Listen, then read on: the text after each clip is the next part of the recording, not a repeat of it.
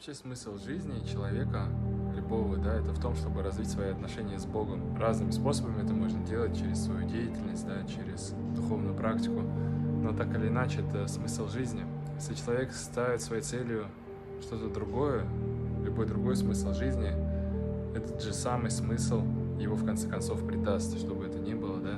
Допустим, человек говорит, вот главная семья, дети. Если он очень сильно это пытается всем доказать, бывает такое, что дети могут очень сильно предавать своих родителей. Буквально недавно я слышал историю, что сын как-то попросил переписать мать на себя квартиру, потом вместе с женой как-то выгнал свою мать из дома. То есть очень печальная ситуация, да?